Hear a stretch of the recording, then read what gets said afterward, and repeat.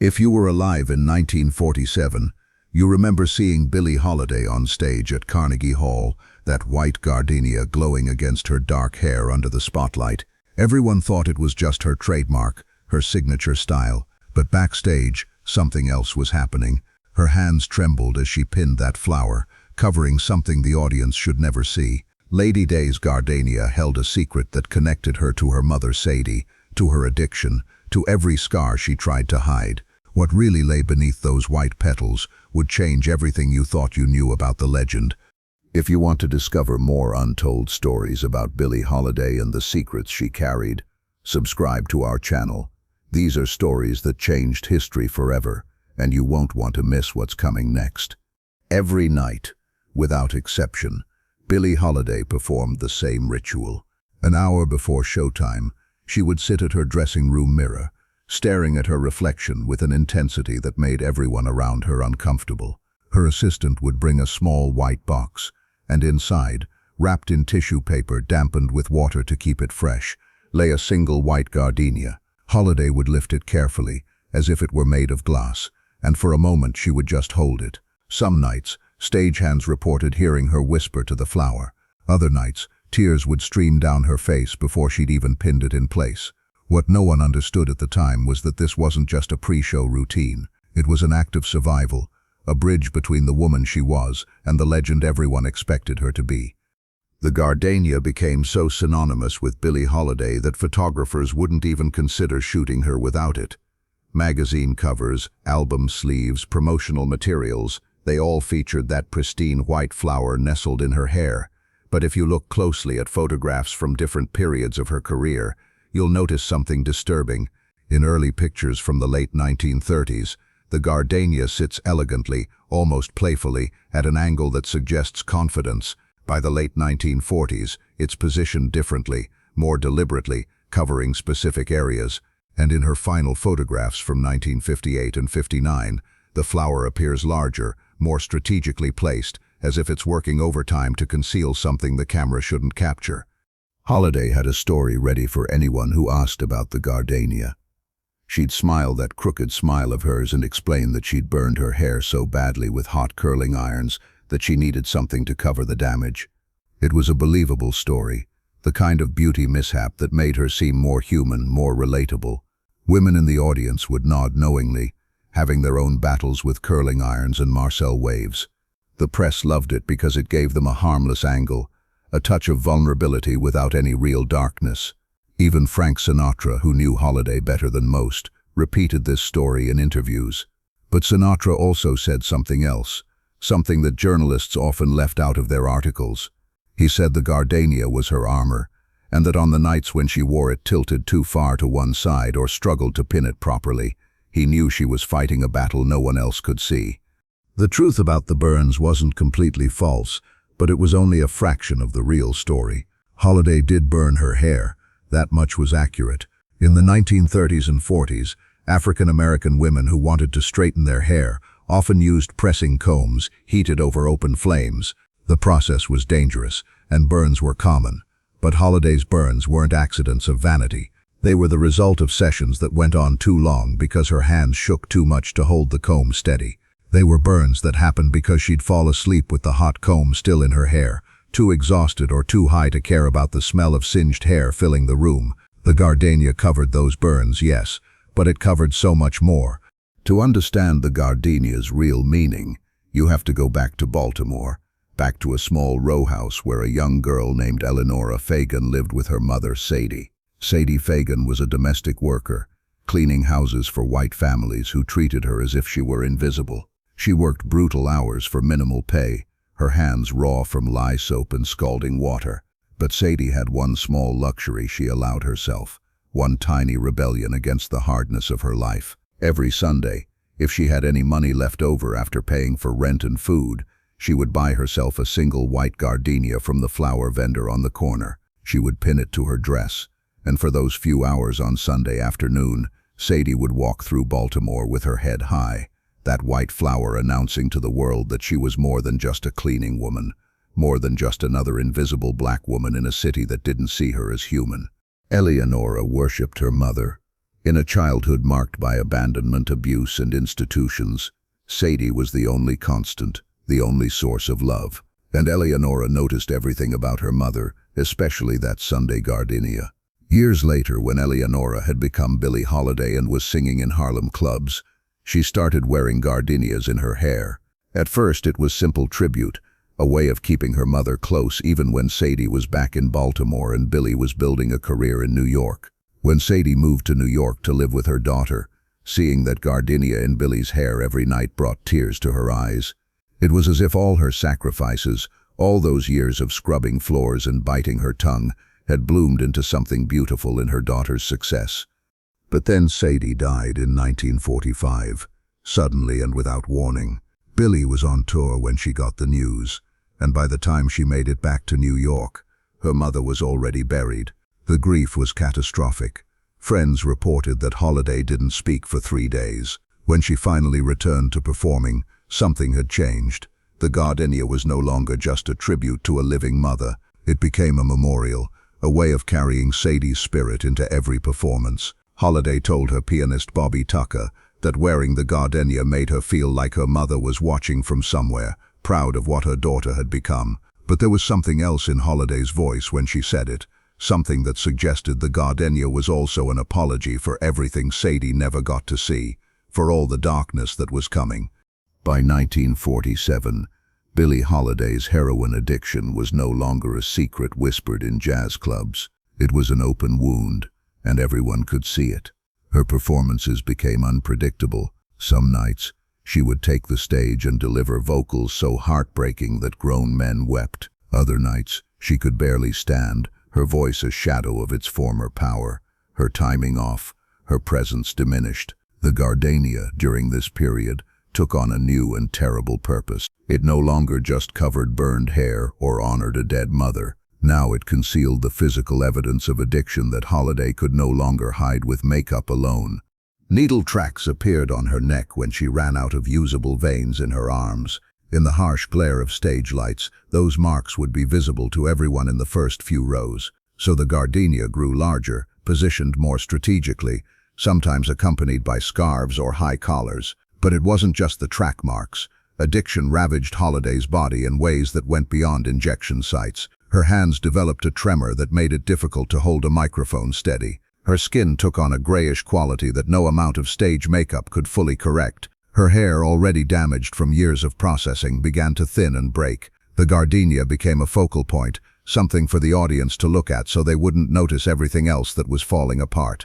There's a piece of footage from 1952, filmed during a television appearance, where you can see what Holiday's inner circle saw every night. The camera catches her in a moment between songs, and she's trying to adjust the gardenia in her hair. Her hands are shaking so violently that she can't manage it. She tries once, twice, 3 times, and each time her fingers slip. Finally, she gives up and smiles at the camera, making a joke about being nervous. The audience laughs. They think it's charming, but if you watch her eyes, you can see the humiliation, the desperate awareness that her body is betraying her in front of millions of viewers. That tremor wasn't nervousness. It was withdrawal. It was the physical price of heroin addiction, and by that point, Holiday was paying it every single day. Musicians who worked with Holiday during her final years all tell similar stories. They'd arrive at the venue hours before showtime and find her already there, sitting at her dressing table trying to pin the gardenia. Sometimes it would take her 30 minutes to accomplish what should have been a 10-second task. Her pianist Carl Drinkard said he once watched her try for so long that she started crying, not from sadness but from sheer frustration. Eventually she started asking other people to pin the flower for her, usually her assistant or whoever was closest, but even that became complicated because Holiday was incredibly specific about placement. It had to cover certain spots. It had to sit at a particular angle. The gardenia had a job to do, and if it wasn't positioned correctly, it couldn't do that job. In 1956, a photographer named Herman Leonard shot a series of intimate portraits of Billie Holiday. These weren't the glamorous publicity shots that appeared in magazines. These were raw, unfiltered images taken in her apartment with natural lighting. In one particular photograph that was never published during Holiday's lifetime, you can see her without the gardenia, her hair pulled back, her neck exposed. The photograph reveals what the gardenia had been hiding for years. There are scars, yes, but also marks that tell the story of a woman who had been using needles so long that her skin had stopped healing properly. There's a burn mark on her scalp that's far worse than anything a curling iron could cause. There's a patch of hair missing entirely. And there's something in her eyes that's even more devastating than the physical damage. It's the look of someone who knows exactly what they've become and is powerless to stop it. Leonard never sold that photograph. He said Holiday asked him not to, and he honored that request until after her death. When it finally did surface in the 1970s, it caused controversy. Some critics accused Leonard of violating Holiday's privacy, of exposing her vulnerability for profit. Others argued it was an important historical document that showed the reality behind the legend. But what nobody disputed was this. The photograph proved that the gardenia had been doing exactly what Holiday needed it to do. It had been protecting her, not from the audience's judgment, but from having to confront her own destruction every time she looked in a mirror. By 1958, when Holiday recorded her final album, Lady in Satin, the gardenia had become something else entirely. It was no longer armor or tribute or concealment. It had become a symbol of defiance, a white flag of surrender that somehow also represented refusal to give up. The recording sessions for that album were brutal. Holiday's voice was destroyed, her range limited, her control nearly gone. The conductor, Ray Ellis, later admitted he cried during playback because he could hear in every note how much Holiday was suffering. But she insisted on wearing the gardenia to every session, even though there were no cameras, no audience, nobody to perform for except the musicians and engineers. When Ellis asked her why, she said, "It's who I am. Without it, I'm just Eleanora, and Eleanora gave up a long time ago." The last time Billie Holiday wore a gardenia in public was in June of 1959, during her final performance at the Phoenix Theater in New York. She was already dying, though most people in the audience didn't know it. Liver disease and cardiac problems had reduced her to a shadow. She could barely walk from her dressing room to the stage. Her voice was gone, replaced by something that was more spoken word than singing, but she wore the gardenia. Her assistant had to pin it, because Holiday's hands couldn't manage even that simple task anymore. And when she walked onto that stage, the audience saw what they always saw, Lady Day with her signature flower, the image they'd been trained to recognize and love. They didn't see the dying woman underneath. They weren't supposed to. When Billie Holiday was admitted to Metropolitan Hospital in New York on May 31st, 1959, she didn't have a gardenia with her. For the first time in over 20 years, she faced the world without her white flower. Hospital staff who treated her in those final weeks said it was like she'd lost a part of her identity. She would reach up to her hair, searching for something that wasn't there. She asked visitors to bring her gardenias, but hospital regulations prohibited live flowers in intensive care units, so she lay there in that bed, without the one thing that had defined her public image for decades. Some of her closest friends said later that this was more distressing to Holiday than the pain, the police surveillance, or even the knowledge that she was dying. Without the gardenia, she wasn't Lady Day anymore. She was just Eleanora Fagan, that scared girl from Baltimore who'd never escaped the trauma of her childhood. There's a story, possibly apocryphal but repeated by enough people that it might have some truth, about Holiday's final days in the hospital. According to several sources, a nurse who was a fan of Holiday's music smuggled in a white gardenia and placed it on the table next to her bed. Holiday was unconscious by that point, unable to wear it or even acknowledge its presence. But the nurse said she felt it was important that the flower be there, that Holiday shouldn't die without it nearby. Whether this story is true or not, it speaks to how completely the gardenia had become intertwined with Holiday's identity. Even in death, people couldn't imagine her without it. Billie Holiday died on July 17, 1959 at 4:10 in the morning. She was 44 years old. The official cause of death was cirrhosis of the liver, but her death certificate could have listed a dozen contributing factors, all of them related to years of addiction and abuse. In the days following her death, tribute concerts were held across the country.